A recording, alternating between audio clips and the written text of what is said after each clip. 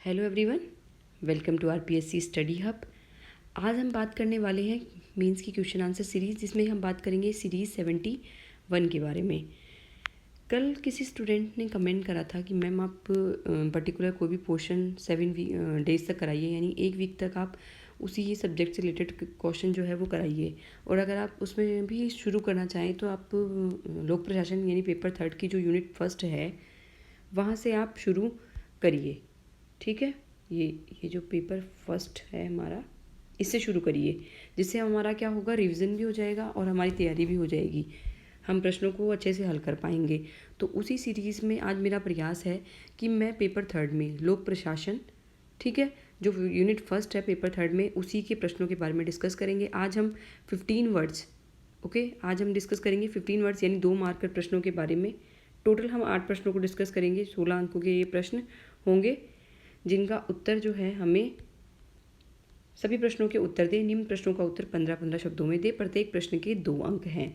तो आइए सीरीज़ को स्टार्ट करते हैं। पहला प्रश्न क्या है, देखते हैं। प्रशासन के प्रबंधकीय दृष्टिकोण को समझाइए। Explain the management approach to administration. ठीक है, प्रशासन का जो प्रबंधकीय दृष्टिकोण है उसको समझाना है 15 वर्ड्स में। यह दृष्टिकोण सिर्फ प्रबंधकीय गतिविधियों को ही प्रशासन में समाहित करता है। इसके अनुसार प्रशासन कार्य को करवाने से संबंधित है, अतः संगठन के उच्च स्तर पर प्रबंधकीय कार्य करने वालों को ही प्रशासन माना गया है। इस दृष्टिकोण के समर्थक हेनरी फ्योल, लूथर गुलिक और साइमन है। ठीक है, इस तरह से आपको उत्तर देना है। प्रबंधकीय दृष्टिकोण क्या है कि प्रशासन में समाहित करता है प्रबंधकीय, इसके अनुसार प्रशासन कार्य को करवाने से संबंधित, प्रशासन के जितने भी कार्य होते हैं वो प्रबंधकीय दृष्टिकोण में शामिल होते हैं। इसमें संगठन का उच्च स्तर, ठीक है, वो प्रबंधकीय कार्य करने वाले को ही प्रशासन माना गया है। दूसरा है हमारा, नियंत्रण प्रबंधन का एक महत्वपूर्ण कार्य है। नियंत्रण प्रबंधन का एक महत्वपूर्ण कार्य है, कैसे, इसके बारे में बताना है।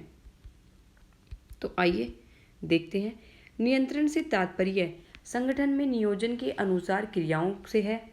संगठन के पूर्व निर्धारित लक्ष्यों की प्राप्ति हेतु संसाधनों का प्रभावी एवं दक्षतापूर्ण उपयोग सुनिश्चित करने, कर्मचारियों की अभिप्रेरणा में वृद्धि करने, आदेश एवं अनुशासन सुनिश्चित करने में महत्वपूर्ण भूमिका निभाता है।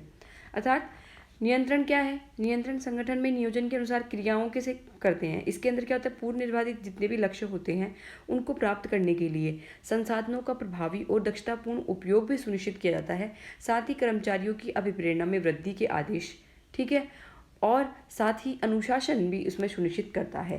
तो इस तरह से आप जो है उत्तर दे सकते हैं इसका, और भी आप बेहतर इसको कर सकते हैं। तीसरे प्रश्न पर चलते हैं हम। तीसरा है, प्राधिकार और उत्तरदायित्व में क्या अंतर संबंध है। प्राधिकार और उत्तरदायित्व में क्या अंतर संबंध है। अगर एक तो क्या होता है, अगर अंतर पूछता है तब मैंने बताया था ऐसे, ठीक है, और अगर ये दोनों में फिर भी अंतर संबंध भी पूछता है तो आप इस तरह से भी उत्तर इसमें लिख सकते हैं। क्योंकि ये क्या होता है, जब हम फ्लो चार्ट या किसी भी तरीके से उत्तर देते हैं तो हमारा उत्तर इफेक्टिव बन जाता है।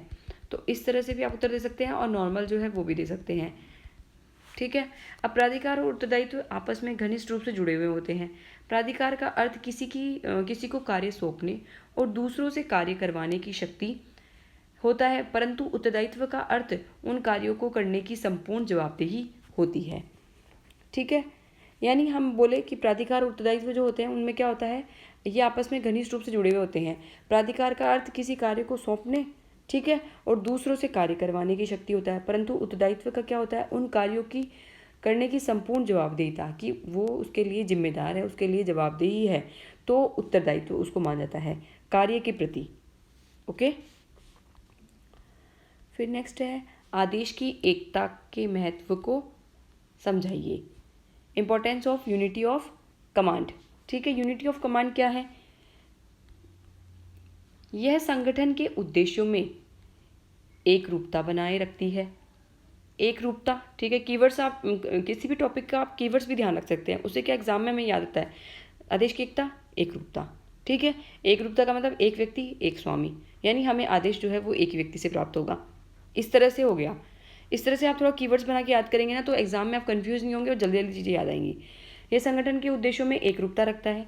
संगठन में एक व्यक्ति एक स्वामी के सिद्धांत को संगठन में प्रभावी बनाता है, यानी आदेश जो है वो एक ही व्यक्ति से हमें प्राप्त होने चाहिए, अधीनस्थों को आदेश उच्च से प्राप्त होने चाहिए, जिससे संगठन में अनुशासन व नियंत्रण की स्थापना होती है।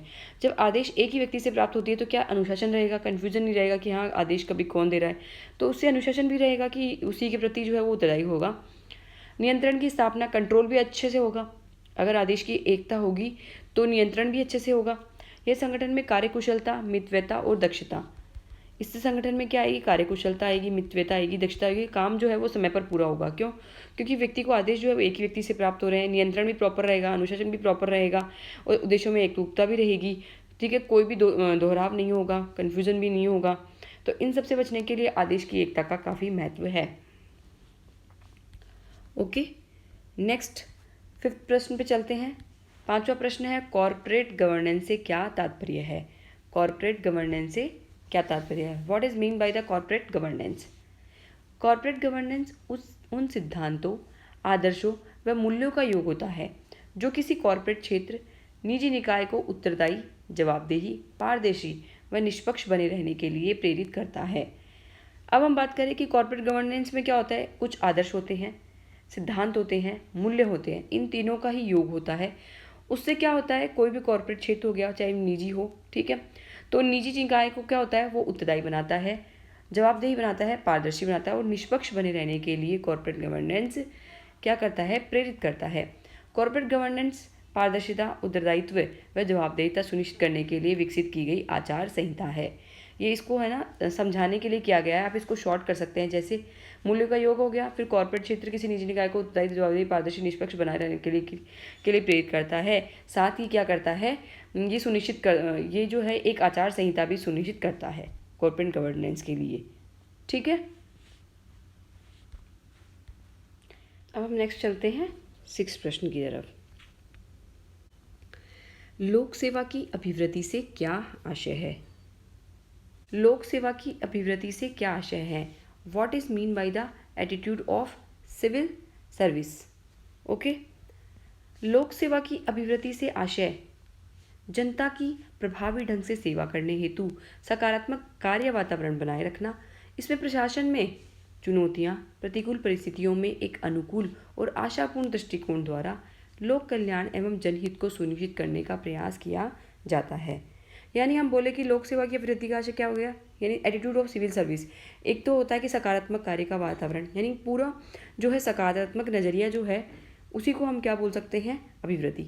जनता की प्रभावी ढंग से सेवा करने हेतु सकारात्मक कार्य वातावरण बनाए रखना। चुनौतियाँ, प्रतिकूल परिस्थितियाँ कितनी भी हो उसमें एक अनुकूल और आशापूर्ण दृष्टिकोण, सकारात्मक दृष्टिकोण बनाए रखना।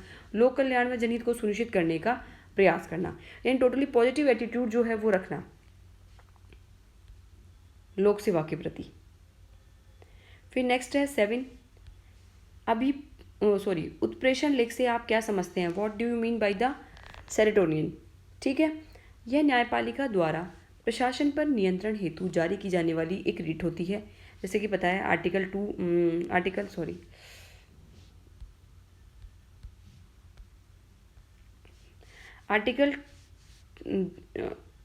32 और आर्टिकल 226, क्या हो रहा है बार बार स्क्रीन, आर्टिकल 32 और आर्टिकल 226। ठीक है, तो आर्टिकल 32 के तहत जो है वो उच्चतम न्यायालय और आर्टिकल 226 के तहत उच्च न्यायालय 5 प्रकार की रिट जारी कर सकता है।